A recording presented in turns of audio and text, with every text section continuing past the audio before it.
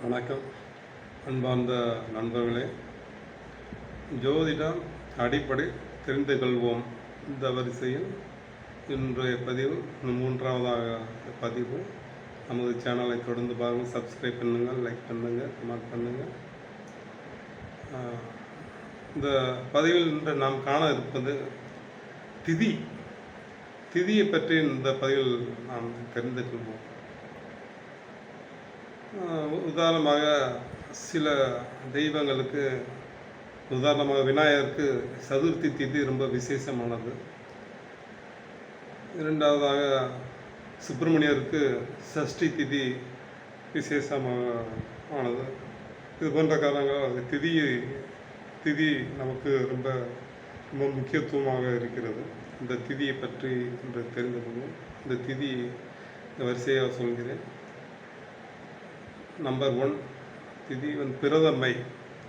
Number 2 துவிதியை. Number 3 Tritiya. அடுத்து சதுரம், சதுர்த்தி.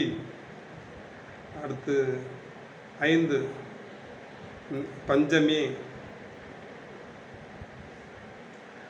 அடுத்து சஷ்டி 6. அடுத்து 7 சப்தமி. அடுத்து 8வது அஷ்டமி.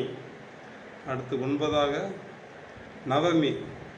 அடுத்து 10வதாக தசமி. அடுத்து ஏகாதசி. அடுத்ததாக துவாதசி. அடுத்ததாக இந்த திரியோதசி. அடுத்து சதுர்த்தசி.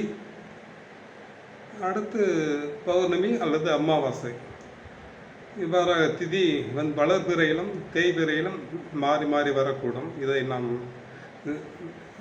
சில ஜோதிடர்கள் குறிப்பிட்டார்கள். தேய்பிறை அஷ்டமி, ராம நவமி என்று இதெல்லாம் கூறுவார்கள். இவ்வாறாக திதி மிக முக்கியத்துவமாக காணப்படுகிறது. திரியோதசி திதியில்தான் சிவ ஆலயங்களில் இல்லை பிரதோஷம் என்ற வழிபாடு செய்கிறார்கள். அதை நாம் கண்கூடாக காண்கிறோம். இவ்வாறாக திதி அவசியத்தை நாம் புரிந்து கொள்ள வேண்டும். தொடர்ந்து பாருங்கள், ஆதரவு தாருங்கள், சப்ஸ்கிரைப் பண்ணுங்கள், லைக் பண்ணுங்கள், கமெண்ட் பண்ணுங்கள். இது நம்ம ஸ்ரீ மீனாட்சி ஜோதிடம். ஓகே. தென்னாட்டுடைய சிவனை பற்றி இந்நாட்டுக்கும் இறைவா போற்றி.